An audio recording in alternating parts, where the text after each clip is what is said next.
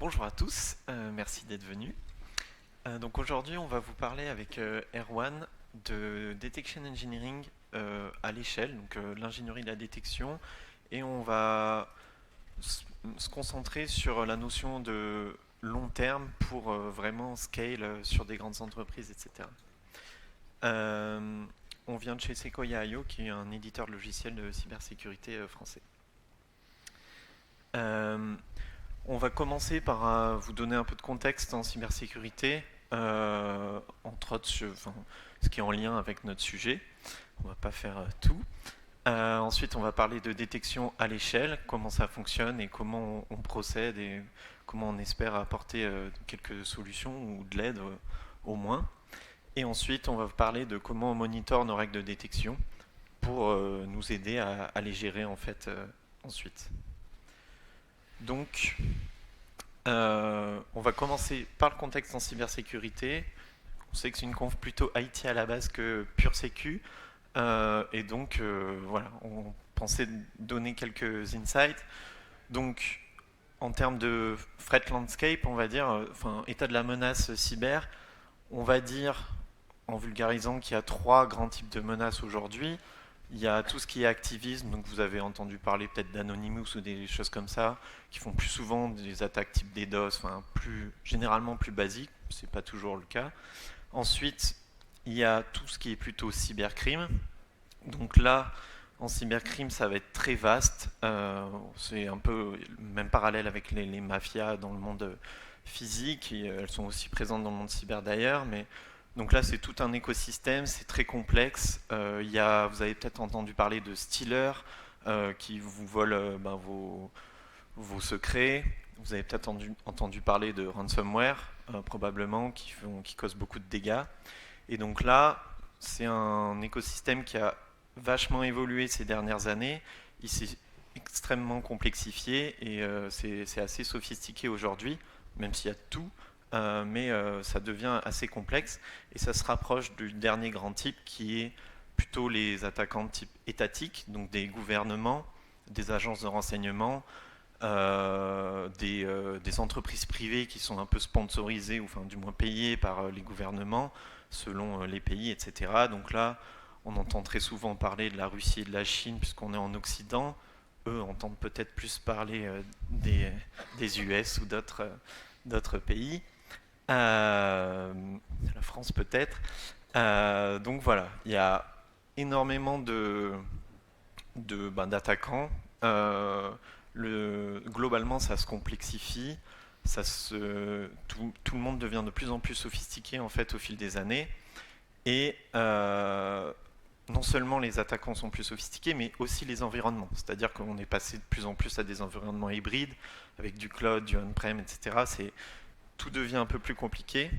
Et donc, les solutions qui tendent à émerger dans le monde de la sécurité, donc plutôt côté défense maintenant, c'est des solutions qu'on appelle XDR ou SOC Platform ou CIEM, voilà, plein de termes un peu marketing parfois. Tout ça pour dire que le but aujourd'hui, c'est d'intégrer les logs d'un maximum d'équipements, donc tout type d'équipement. Donc là, vous voyez les équipements en bas. Voilà, on va faire des endpoints, donc des EDR, Arfangla par exemple qui est français, ou voilà, CrowdStrike, SentinelOne, etc. Le but c'est d'intégrer ces EDR dans la plateforme, mais on va vouloir aussi intégrer des proxys, enfin, voilà, des solutions de mail, du Office 365, du AWS, du GCP. Donc vous voyez, c'est assez complexe. Il y a plein de types de logs différents. Et nous, en fait, côté défense, le but, c'est de détecter, enfin de faire fonctionner plutôt la détection sur les logs de tous ces équipements en même temps. Donc, il y a un grand enjeu de normalisation des logs, parce que voilà, on va parser ces logs, on va les normaliser en champ valeur. Il y a des standards comme Elastic Common Schema ou des choses comme ça qui sont faites pour ça et qu'on utilise, mais c'est pas évident et il y a des logs qu'on ne retrouve pas ailleurs, etc. Donc c'est assez complexe comme enjeu. Et comme je vous ai dit, en plus de ça, les attaquants eux aussi augmentent leur sophistication. C'est de plus en plus sophistiqué. Donc là, je sais pas pourquoi ça fait ça. J'ai rien touché. Euh, donc voilà, en gros, le but, c'est un peu de prendre tout ça, construire des règles de détection à partir des champs normalisés, etc. Et en plus, voilà, il y a ce qu'on appelle la threat intelligence, qui est enfin, le renseignement de la menace au sens large. Mais il y a, par exemple, on va traquer des infrastructures d'attaquants pour récupérer des noms de domaine, des IP, des hash qui sont connus comme malveillants, et on va aussi les intégrer. Donc, en fait, ça fait plein d'éléments à rajouter dans une plateforme qui essaye de détecter le tout, si possible en temps réel, etc. Donc voilà. C'est un peu pour vous placer le contexte, et Erwan va plus vous préciser en fait les attaques et comment fonctionnent les règles et comment est faite la normalisation. Merci Guillaume. Et effectivement, on va présenter trois exemples de petits scénarios d'attaque pour illustrer un peu notre propos et se passer à la place de l'ingénieur en détection. Et la première de ces attaques, c'est une attaque assez commune, vous avez souvent entendu parler, je pense, qui repose sur le phishing ou l'hameçonnage en français. Et donc là, l'attaquant, ce qu'il va essayer de faire, donc là c'est une technique en particulier qui s'appelle Adversary in the Middle, AITM. En gros, l'attaquant va envoyer un lien dans un email à un utilisateur pour, en gros, lui faire utiliser son compte corpo. Et le but pour l'attaquant, ça va être de voler des documents liés à ce compte, assez classiquement. Et d'un point de vue défense, l'ingénieur en détection, lui, va se reposer sur les événements. Donc là, la solution visée, c'est l'annuaire d'entreprise de Microsoft qui s'appelle Entra-ID. Je ne sais pas si vous connaissez, qui s'appelait Azure Active Directory avant. Et on va utiliser ces événements pour réaliser la détection. Et donc l'utilisateur, lui, c'est vraiment du phishing, donc il va être confronté à un service, il va penser que c'est le service légitime derrière. Il ne va pas se rendre compte que c'est le service légitime, mais que le service légitime est intercepté par l'attaquant.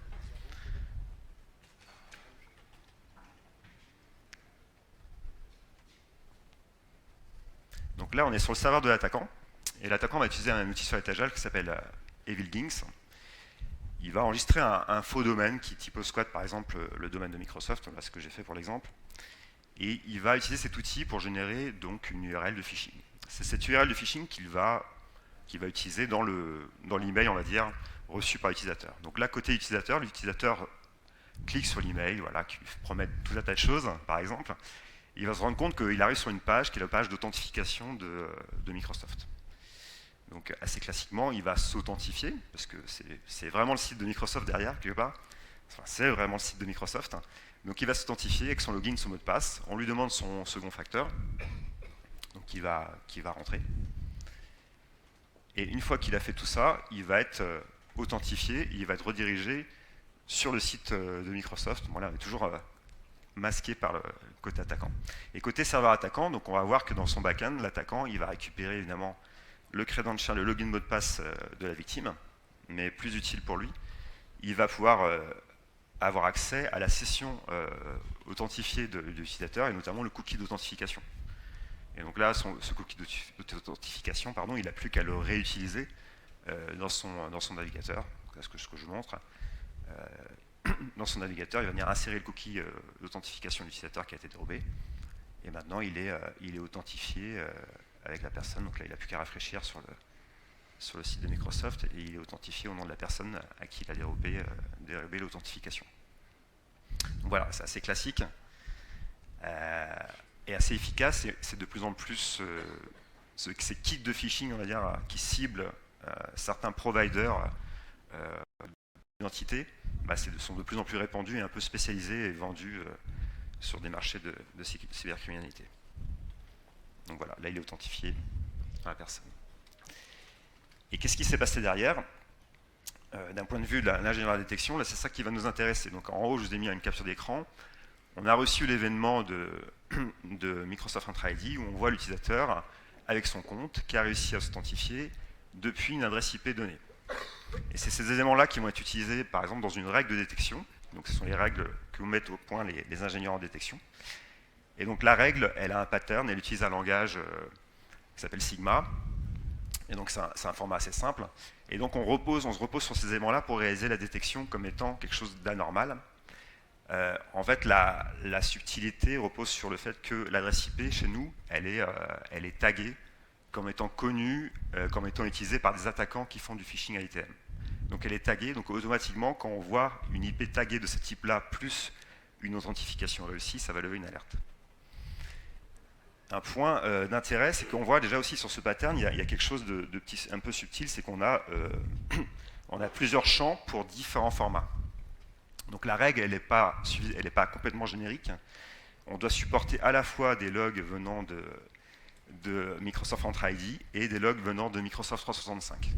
Donc, dans la galaxie des produits de Microsoft ou d'autres providers, hein, c'est souvent le cas. Il y a des formats différents, il y a des produits différents qui n'ont pas les mêmes logs.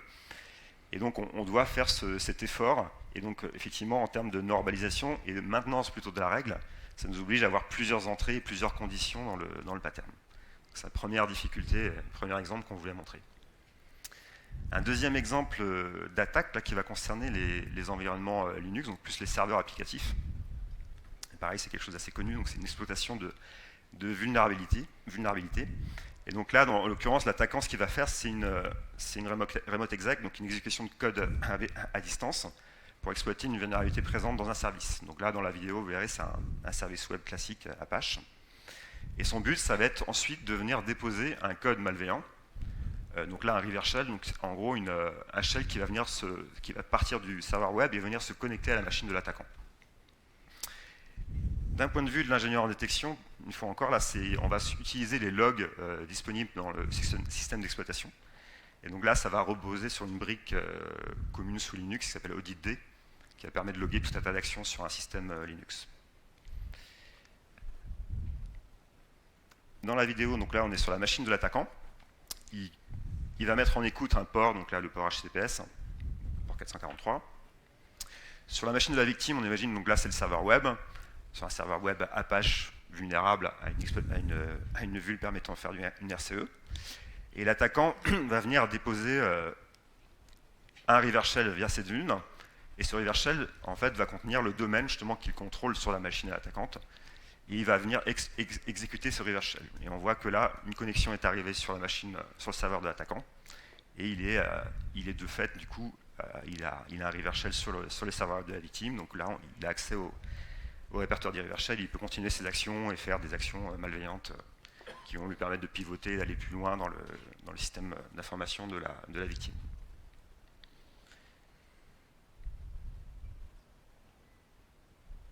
Et donc là, une fois encore, on a l'événement qu'on va recevoir collecté donc, sur les logs Linux, qui montre juste un process qui se connecte à l'extérieur vers Internet. Et donc la règle, un peu plus conséquente en termes de pattern, il y a un point d'ailleurs à noter, chez nous, on utilise une notation, donc les règles, elles ont différents niveaux d'effort, et on voit que là, en rouge, elle a un niveau d'effort élevé. Ce qui veut dire que c'est des règles qui ont potentiellement plus de faux positifs, et on va y revenir un peu plus tard dans les explications, et qui sont peut-être plus difficiles à mettre en place dans certains environnements, quoi, où il y a beaucoup d'environnements où voilà, il se passe beaucoup de choses sur ce type de serveur, et donc c'est beaucoup plus difficile de faire le tri et avoir des faux positifs potentiels. Et donc la règle, elle a plusieurs conditions. Pareil, on doit supporter plusieurs cas, plusieurs types de valeurs. Et donc c'est aussi une problématique en termes de maintenance en conditions opérationnelles et de maintenabilité sur le long terme. Enfin, un dernier exemple, et là ça va concerner le poste de travail voilà, sous Microsoft Windows, assez classique. Et là les attaquants vont utiliser une technique assez simple, assez maligne, c'est-à-dire le but ça va être d'utiliser des outils déjà présents sur les systèmes d'exploitation. Et donc là, c'est la commande certutil, qui n'était pas très connue jusqu'à présent, qui est un utilitaire pour gérer les certificats de sécurité. Mais elle permet de faire plein d'autres choses, et on va le voir dans la vidéo. Et donc là, le but pour l'attaquant, ça va être vraiment de bypasser la détection. C'est de rester furtif, au moins dans un premier temps. Il a déjà accès à la machine, il va aller plus loin, mais sans faire trop de bruit, donc il va utiliser ce qu'il y a sur place. Pour l'ingénieur en détection, là, collecter des logs sous Windows, c'est pas quelque chose de nouveau, il existe plein de solutions. La difficulté, c'est un peu ce que montrait Guillaume, c'est qu'il y a justement beaucoup de solutions, beaucoup de produits de marché différents, donc ils ont tous des formats différents. Il y a plein d'EDR, donc voilà. il y a plein de positions natives pour collecter des logs Windows, donc c'est un peu la majeure, la principale difficulté. On est sur la machine cible. Voilà, sur la machine victime. L'attaquant est déjà présent et là, il va héberger sa payload, par exemple, sur un GitHub. Il utilise une URL raccourcie. Et il va utiliser, donc, du coup, il va appeler certUtil avec un paramètre qui va permettre de récupérer un contenu depuis Internet. Et ce contenu, il va le faire télécharger, il le stocke dans un répertoire, mais plutôt dans les métadonnées d'un répertoire. Pareil, pour rester discret. C'est des petits tricks pareil d'attaquants, donc ça utilise des alternate data streams sous Windows, et donc ce sont des métadonnées du système de fichiers. Donc là, la payload va être téléchargée. Voilà. Ça a été téléchargé avec succès. Là, si la personne, un admin, venait voir ce qu'il y a dans le répertoire, il trouve qu'il n'y a rien, il n'y a pas de fichier de créer. C'est très discret. Et en gros, il faut savoir qu'il y a des paramètres qui permettent de lister des métadonnées de répertoire. Et en fait, on va se rendre compte que là, il y a des métadonnées qui ont été ajoutées dans ce répertoire. Et c'est dans ces métadonnées que la payload est cachée. Et donc ensuite, l'attaquant, il peut continuer à avancer, faire exécuter sa payload, là, en PowerShell, qui va juste, c'est juste un écho qui va afficher une string. Mais voilà, l'attaquant va pouvoir imaginer d'autres choses qui vont être peut-être des payloads plus malveillantes et lui permettre d'aller plus loin dans son attaque. Donc là, une fois encore, on va recevoir, ce qui va nous intéresser ici, c'est la ligne de commande en shell sous Windows, avec des paramètres particuliers appelés par certUtil. Donc la règle est assez simple. Et là, la complexité, comme je disais, c'est vraiment de l'homogénéité. Donc cette règle va fonctionner elle doit fonctionner quelle que soit la façon dont les logs ont été collectés. Donc ça va marcher sur du RFangLab, du Crosstrike, du SentinelOne, du log collecté sous Windows par NXLog, enfin quel que soit le support. En fait, on a essayé le but c'est d'essayer d'homogénéiser et de faire en sorte que les noms des champs soient tout le temps les mêmes. Et donc ça va être un gros travail de fait sur ce qu'on appelle des parseurs de logs pour venir homogénéiser et envoyer les données sur les mêmes champs. Et donc là derrière, ça va être aussi pareil une problématique de tests, beaucoup de tests, afin de s'assurer qu'on effectue la couverture la plus complète. On a présenté quelques exemples du coup de nos problématiques d'un point de vue ingénieur en détection et comment faire ça justement de manière à l'échelle. Et c'est ce que Guillaume va vous présenter maintenant. Yes. Alors, pardon. Alors en fait, on va présenter un peu un process qu'on fait chez nous et on espère qu'il puisse être utile à d'autres. Donc là, c'est le process global et après, on va zoomer sur chaque point que vous voyez, donc les 5 points. Donc, globalement, le début, c'est quand même de créer sa règle de détection. Donc, c'est la première étape. Et ensuite, l'ingénieur en détection va, du coup, en même temps, en général, documenter les travaux qu'il a fait sur sa règle, ses recherches, etc. Et c'est un peu ce qu'on appelle l'ADS pour Alerting and Detection Strategy Framework. En fait, c'était un framework originellement par Palantir, ça date d'il y a à peu près 10 ans, je pense, mais c'est toujours valide. Vraiment, ça permet juste d'avoir un texte établi pour le chercheur, pour l'ingénieur en détection.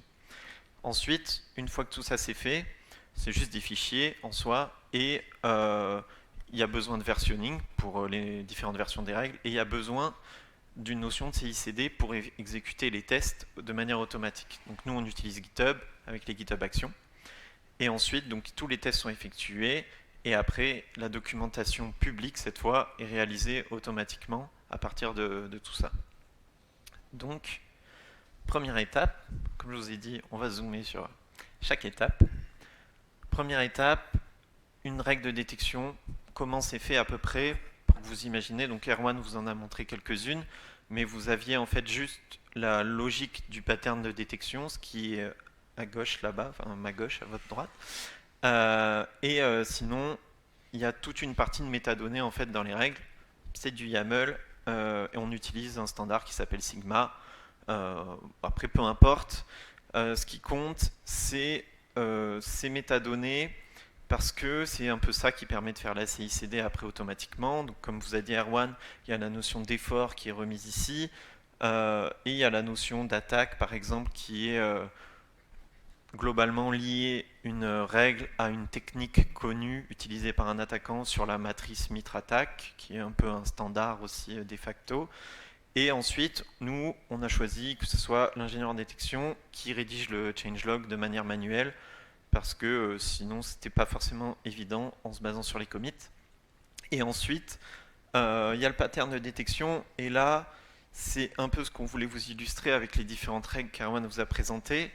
Donc vous voyez que pour les URL, il y a plein de champs, même en fait on se base sur un standard quand même, ils sont normalisés, mais pour notre règle, il faut quand même supporter les 3 champs, et ensuite il faut qu'on mette des filtres. Donc là, voilà, c'est un peu, il y a des filtres qui sont pas mis parce que sinon c'était trop long, mais c'est pour vous dire un peu la complexité d'une règle assez basique finalement. Ici, on veut juste détecter des pièces jointes Discord en fait, avec des extensions particulières, donc on filtre certaines extensions. Et les filtres, vous voyez qu'il y en a plein, et c'est un peu la difficulté qu'on a. C'est assez bête, mais c'est ajouter un filtre. C'est pas si simple en fait, et on va en reparler un peu tout à l'heure. Euh, Ensuite, donc, comme je vous ai dit, une fois qu'il a créé sa règle, il va noter en gros sa recherche. Donc ça c'est assez simple. Globalement, il y a un framework qui est défini. Il répond à chaque intitulé. Une partie importante, c'est la partie blind spots and assumptions, qui est en fait l'ingénieur en détection des fois qui va créer sa règle, mais qui sait que elle n'est pas parfaite, soit parce qu'il a voulu la faire en mode quick win rapidos, soit parce que malgré sa recherche, etc., il trouve pas de moyen en fait d'en faire une meilleure, et qui sait après avec l'évolution des moteurs de détection, etc., peut-être qu'un autre ingénieur en détection qui repassera dessus un an après, un mois après, en fait, il y arrivera à corriger ce problème. Et donc, on sait que le premier y a pensé. Ensuite, il y a l'étape de validation qui est globalement rédiger comment déclencher la règle de détection pour avoir une alerte. Donc, c'est important pour ceux qui passent derrière aussi. Et enfin, combien de faux positifs à date de création de la règle ont été observés par l'ingénieur en détection. Donc, quelques éléments importants. Mais plutôt pour le suivi de la règle, etc. Et donc, voilà, qui est un peu le thème quand même de notre présentation, c'est pas seulement les tests, etc., mais aussi suivre les règles sur le long terme. Et ça, c'est assez utile pour le côté interne d'une boîte. Et ensuite, il y a tout le côté CI/CD. Donc, on s'est dit, c'est une conf plutôt IT, et c'est un thème récurrent de plus en plus aujourd'hui. Et en fait, on fait la même chose, et on se base un peu sur les mêmes principes que les développeurs, sur les tests unitaires, etc. Vous verrez après. Et globalement, tout ce qu'on fait en CI/CD, vous voyez tout ce qu'il y a au-dessus, c'est tous des tests qui sont réalisés lors d'une PR. Donc globalement, lorsqu'une règle est modifiée ou lorsqu'il y a une nouvelle règle. Et tout ce qui est en bas, donc il n'y en a que 2, c'est ce qui est fait toutes les 24 heures en mode cron. Et donc tout ça est réalisé, et ensuite, c'est notre mode de fonctionnement global. Je trouve que c'est pas mal, c'est on envoie une push notif sur un Mattermost ou une messagerie instantanée, voilà, pour en fait nous informer plutôt que d'aller toujours dans le back-end, etc., ou regarder sur GitHub, etc., les différents résultats. Et une fois que tout ça est fait, du coup, voilà, la CI/CD est mise en place. Maintenant, les tests sont exécutés, comme je vous l'ai dit, chaque PR ou chaque jour. Donc, on a décidé de vous montrer 2 use cases. Donc, le premier, c'est ce que je vous ai dit au début, comment ajouter un fil de détection à une règle, enfin plutôt pourquoi ça nous pose des problèmes, et pourquoi on a mis les tests en place par rapport à cette problématique-là. Et quels tests on a mis surtout.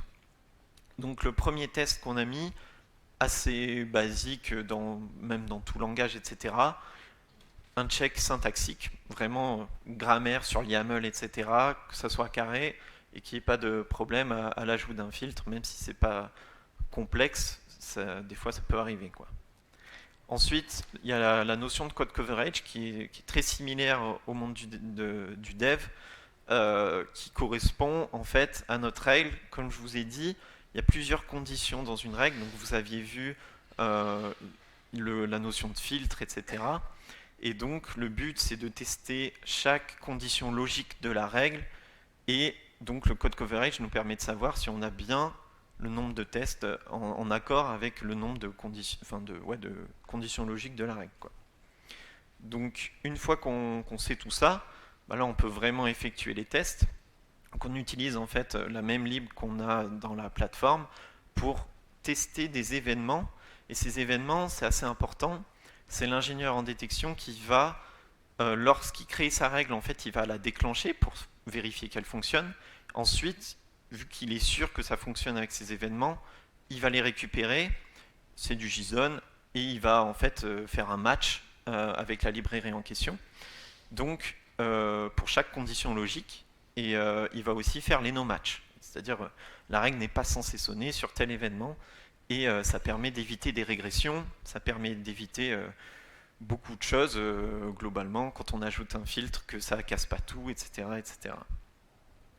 Et cependant, ces tests, ils sont statiques. C'est un peu un problème, c'est que l'ingénieur en détection, quand il fait sa règle, il met ces événements-là, ok, c'est cool, c'est des événements à un temps t.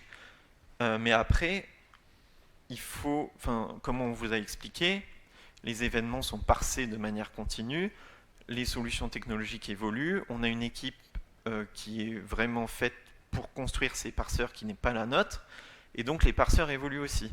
Donc il faut une notion de dynamisme dans les tests, et c'est une solution qu'on a trouvée, c'est qu'on garde en fait le log original dans les tests et on le reparse tout le temps, à chaque fois, pour en fait retester les événements, mais de manière dynamique avec un parsing nouveau qui est effectué à chaque fois. Donc ça c'est assez important parce que c'est le deuxième use case, l'update d'un parseur. Plusieurs cas dans le passé où on n'avait pas mis tout ça en place, où ça a cassé pas mal de règles. Et c'est assez important de le mettre en place. Donc on fait ce que je viens de vous dire sur voilà, tester les événements, on les reparse, etc.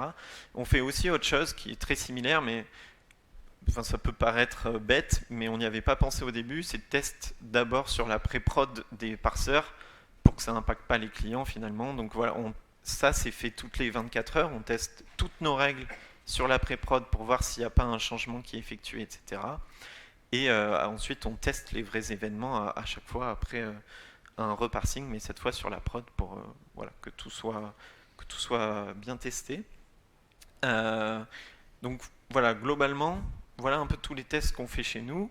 On pense que ça peut être utile, voilà, selon le fonctionnement des boîtes, etc., de répliquer ces différents tests. Il y a encore des tests qui nous manquent probablement, on verra à l'avenir. Entre autres, par exemple, quand c'est des tests, quand c'est un changement de parseur, mais que ça casse pas les règles, au contraire, elles marchent beaucoup trop bien, et du coup, voilà, c'est des champs qui sont pas censés, par exemple, être mis à tel endroit, etc. Et du coup, ça déclenche des règles, et ça, on le détecte parce qu'il y a des événements en masse qui sont créés. Erwan vous parlera plutôt de ça après. Et la dernière partie, une fois qu'on a fait tous les tests, etc., généralement une documentation publique, c'est très demandé, et c'est le cas aussi pour nos clients. Et donc la documentation publique est faite automatiquement à partir de la CI/CD et à partir entre autres des métadonnées des règles que je vous ai expliqué précédemment. Donc, je ne vais pas passer. Ce qui est un peu plus intéressant par rapport, qui n'est pas forcément souvent réalisé, c'est tout le côté Event ID qui en fait, donc sur Windows, c'est un type de log. Par exemple, l'Event ID 4624 correspond au login successful. Et donc, c'est intéressant pour les clients de savoir quel Event ID on utilise dans nos règles, quel Event ID nos règles ont besoin pour qu'elles fonctionnent, parce qu'ils ne sont pas tous activés par défaut, etc. Et ça, c'est récupéré et des conditions logiques de la règle, et aussi des tests, du coup, des événements de test. Voilà, donc ça permet de donner une info supplémentaire, et c'est toujours sympa.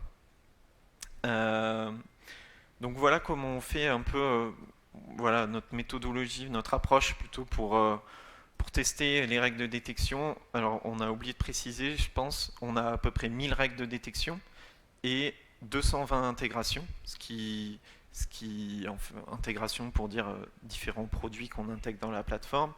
Et donc vous voyez que ça peut être très vite complexe à gérer, sachant qu'on n'est pas une équipe non plus extrêmement nombreuse.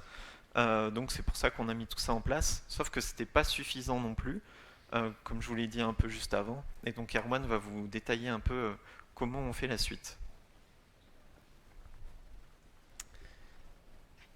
En effet. Donc là, ce qu'on veut faire maintenant, c'est s'assurer quelle est la qualité de ces règles en place. Et on a voilà, plus d'un millier de règles, et on va avoir souvent une problématique de savoir qu'est-ce qu'il faut changer et dans quelle priorité. Qu'est-ce qu'il faut améliorer et dans quelle priorité. Alors pour faire ça, il n'y a pas 36 solutions, il va falloir mettre en place des Key Performance Indicators, faire de la mesure, idéalement. Alors qu'est-ce qu'on voudrait améliorer en termes d'un point de vue ingénieur de la détection? Il y a deux choses qu'on voudrait améliorer, qu'on veut réduire, en fait, deux valeurs qu'on voudrait réduire, c'est ce que je vous ai mis en rouge. Ça va être les falses positives et les falses négatives. Alors je vais commencer par celui qu'on peut pas vraiment mesurer, ça va être les falses négatives. Donc là, c'est que quand il y a un événement, donc une attaque qui est vraiment malveillante, mais on ne l'a pas détecté, on n'a pas levé d'alerte. Donc ça, malheureusement, on ne peut pas le mesurer, bien évidemment, mais donc là, la seule chose qu'on peut faire, c'est en permanence d'améliorer la couverture des techniques d'attaque, pour être capable de tout le temps détecter, donc ça c'est partie du cœur du métier, tout le temps améliorer la détection. En revanche, il y a un autre point sur lequel on peut plus agir, ça va être les falses positives. Donc là, on a levé une alerte, mais on n'aurait pas dû. Et donc c'est cette notion-là qui va être intéressante. Et si on se passe du point de vue de l'analyste SOC, c'est quelque chose qui va détester, et qui lui-même, c'est lui qui va le qualifier en fait. Donc l'analyste, il a des alertes, il les analyse, il les regarde, et à un moment donné, il va prendre une décision, in fine, il va soit la fermer, et donc normalement, ça veut dire qu'il a traité le problème, il a résolu le problème, c'était un trou positif, c'était un vrai problème. Soit il va la rejeter, et donc là, ça veut dire que cette alerte, elle n'aurait jamais dû être levée. Donc ça, c'est vraiment à son appréciation, et c'est aussi un peu la difficulté de ce KPI, de cet indicateur, c'est qu'il est assez subjectif, quoi. Donc on a plein de cas, nous on a fait un peu d'analyse un peu empirique sur tous nos clients et toutes les alertes rejetées, et on le vit au quotidien. Il y a des analystes qui vont rejeter une alerte alors qu'ils ont réglé un vrai problème. C'était une vraie détection, mais bon, c'est normal, donc bon, je rejette. Donc cette notion de faux positive, elle est pas évidente à qualifier. On essaie de travailler, c'est plus d'un point de vue sociologique et puis parfois aussi expérience utilisateur, pour faire en sorte que l'analyste, quand il rejette une alerte, c'est vraiment un faux positif. Et inversement, ça peut arriver aussi qu'une alerte qui soit clôturée soit un faux positif. Donc c'est vraiment de l'évaluation et de la qualité du travail d'analyste. Néanmoins, on a utilisé ce concept-là quand même comme KPI, en gros, pour évaluer la qualité des règles. Et donc ce qu'on fait derrière, voilà, là je vous ai mis un screen vraiment de notre back-end maison, mais on utilise Grafana, voilà, pour analyser les données, la télémétrie de tous les résultats de nos règles. Et donc là, on a un classement, par exemple, sur le nombre d'alertes créées. Et là, on a leur valeur en taux de faux positifs. Et donc là, on peut voir, par exemple, on a notre règle de renseignement, par exemple, en premier, qui a un taux de faux positifs assez bas, environ 8%. Il y a beaucoup d'alertes, quoi. Donc c'est plutôt assez bon, on va dire, a priori. Et on voit d'autres règles, en revanche, qui ont peu d'alertes. Donc là, c'est sur une période très courte, hein, sur certains critères en termes de clients. Et on a certaines de ces règles qui ont des taux de faux positifs de 100%. Donc ça peut sembler inquiétant. Ça ne l'est pas forcément, mais ça permet déjà de donner à un ingénieur en détection le but de ce genre de dashboard, une priorisation et quelque chose à aller regarder en priorité, quoi.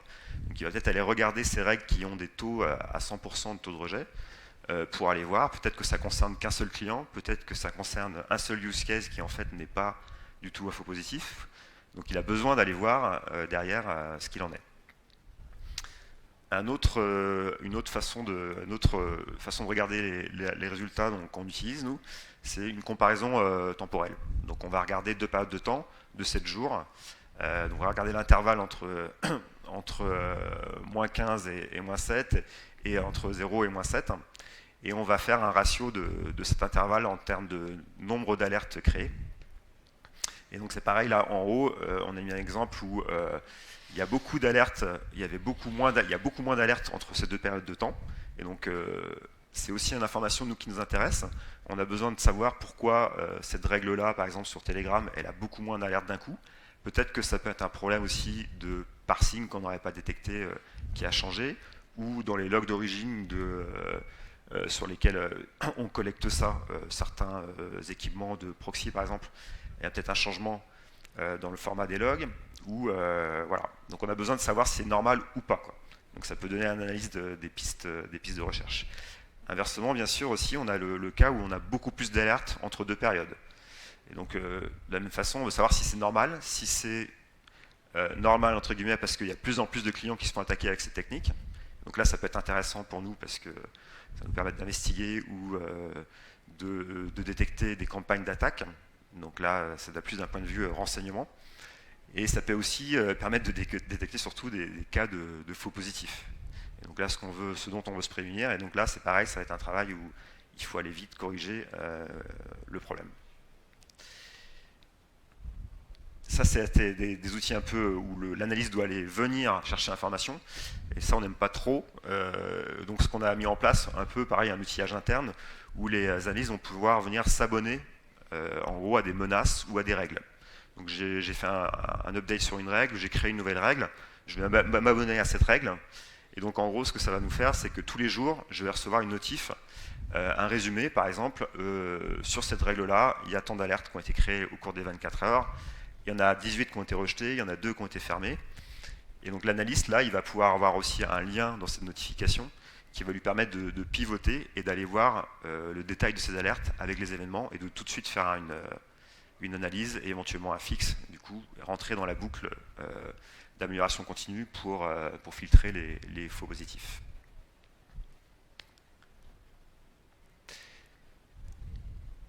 En conclusion et en takeaways, quelques petites infos et quelques résultats sur ce travail qu'on a fait depuis maintenant 6 mois. Ouais, un peu plus de 6 mois, et qu'on voulait partager avec vous. Donc, est-ce que ça nous a aidé? On a pris une période de temps assez courte, mais depuis le mois d'août, par exemple, pour vous donner une ordre de grandeur, on a mis en production plutôt un peu plus de 25 règles et on en a mis à jour 83. Et on a pris un peu la comparaison justement des taux de rejet, des taux de faux positifs sur ces règles, sur l'ensemble des règles. Et on voit qu'il a diminué. Et voilà, on a augmenté normalement a priori notre surface de détection, mais on a réussi quand même à maintenir un taux de rejet sur un certain nombre de nos clients assez bas, voire à le faire diminuer. Donc c'est une petite victoire en tout cas à prendre avec des pincettes, mais ça permet aussi d'un point de vue métier, d'un point de vue, d'un point de vue ingénieur de la détection, à aussi se rendre compte de l'utilité de son travail plutôt et de la détection, quoi. Donc ça va plutôt dans le bon sens. Et donc au global, pour résumer un petit peu tout notre message et l'objectif de cette présentation, une boucle d'amélioration continue, un peu la suivante. Donc on a en haut à droite l'ingénieur en détection qui travaille dans son labo. Donc c'est un peu les vidéos un peu résumées, mais les vidéos que je vous ai présentées au début, où il va simuler des attaques ou des techniques d'attaque de bout en bout. Il faut vraiment tout reproduire ce que va faire un attaquant. Il va collecter les événements et c'est là qu'il va pouvoir passer ensuite à l'étape de création d'une règle. Donc là, ce que vous a montré aussi Guillaume avec toute la documentation qu'il doit faire, l'utilisation de Sigma pour créer sa règle.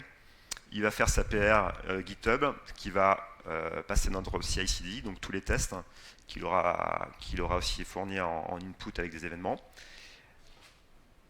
Il va passer ensuite à la dernière partie donc, que je vous ai présentée juste avant, où il va monitorer la télémétrie et surveiller les KPI. Et donc il va pouvoir ensuite repasser dans une phase de triage, des règles à modifier et faire une revue des règles à modifier et, voilà, et continuer dans la boucle. Et donc là, tout notre... nous, on travaille chez un éditeur de logiciels SaaS, et c'est vrai que on était un peu baigné d'un point de vue engineering et technique par tous les environnements qu'utilisent nos collègues dev, front, back, toute la partie SRE chez nous. Donc nativement, en fait, on s'est dit, il y a peut-être beaucoup de bonnes idées à prendre. Et donc c'était vraiment un très bon, une chance en fait d'avoir ces équipes proches de nous et de prendre le meilleur des méthodos côté DevOps pour l'appliquer à un autre domaine technique de compétences et pour améliorer notre travail quotidien. Donc c'était ce retour d'expérience qu'on voulait vous faire. J'espère que ça vous a intéressé. Et n'hésitez pas si vous avez des questions et si vous voulez faire des retours en utilisant le QR code de Volcamp. Merci de votre attention.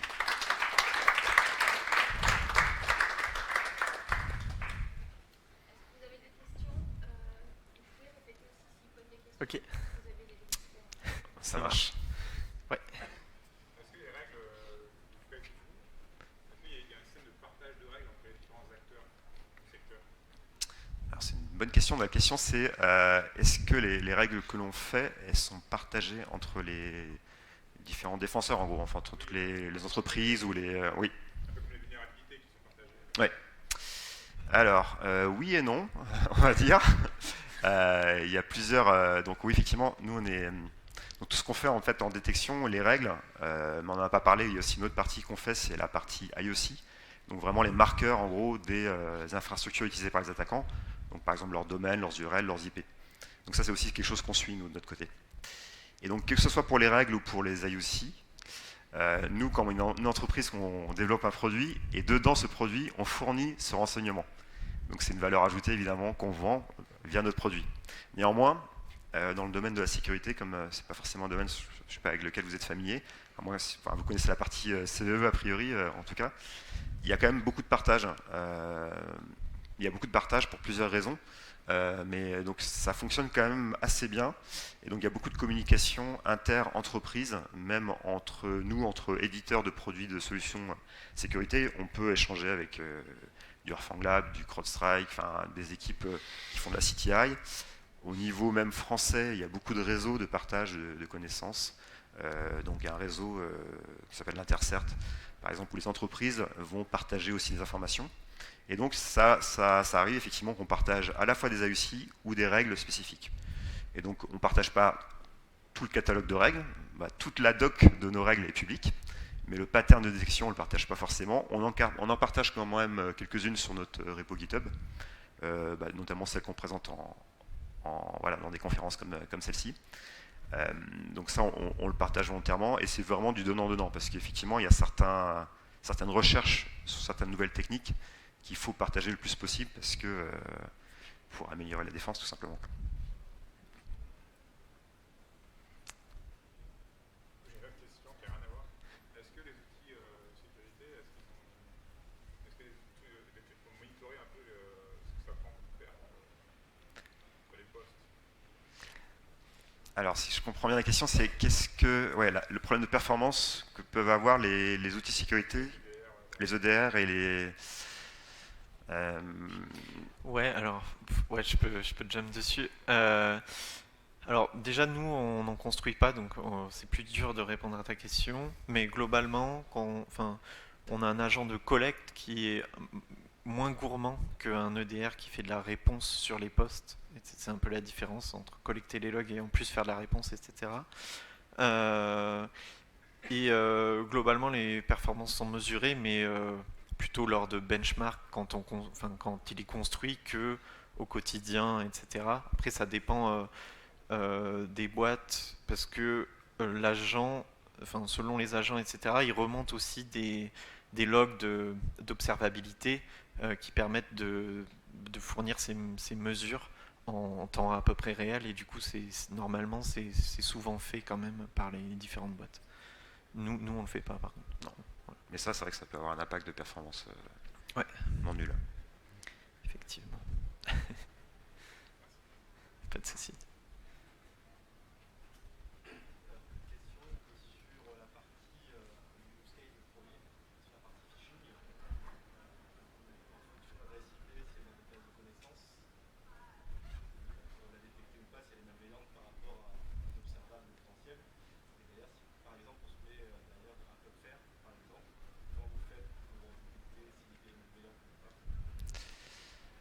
Alors la question c'était sur le use case de phishing ITM là, que j'ai présenté. Si l'adresse IP qu'on tag pour la détection, si c'est une IP de Cloudflare par exemple, c'est ça. C'est une très bonne question. Il y a effectivement certaines IP qu'on ne va pas considérer comme pertinentes à ajouter à une base ou à taguer, une base CTI. Là néanmoins, je pourrais, enfin, pour celle-là, je suis un peu, ça va dépendre parce que nous, ce qu'on utilise par exemple pour taguer nos IP, et c'est la même chose quand on met une IP vraiment comme malveillante, on lui met, elle n'est pas malveillante pour toujours. En fait, nous, ce qu'on fait, c'est que c'est pareil, ça fonctionne un peu en mode CI/CD, c'est qu'on va venir rafraîchir en permanence, donc c'est mis à jour tout le temps. Donc elle a une date de durée de début sur sa malveillance et une date de fin. Et la date de cette plage, elle peut être très courte. Elle peut être de 24 heures, elle peut être de 7 jours. Donc ça, c'est un premier élément de réponse. Alors sur une IP de Cloudflare, c'est pas forcément, ça change pas le problème, ça répond pas au problème, mais c'est juste pour préciser ça. Et donc effectivement, par exemple, une IP de Cloudflare pour dire que c'est un serveur d'attaquant, ça n'a pas de sens. Et donc ça, on va pas les ajouter. On va plutôt utiliser du coup essayer de trouver d'un point de vue recherche.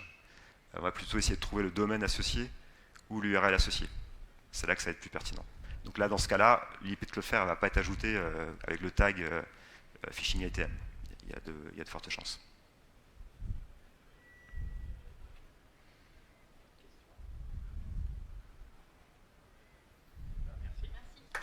Merci.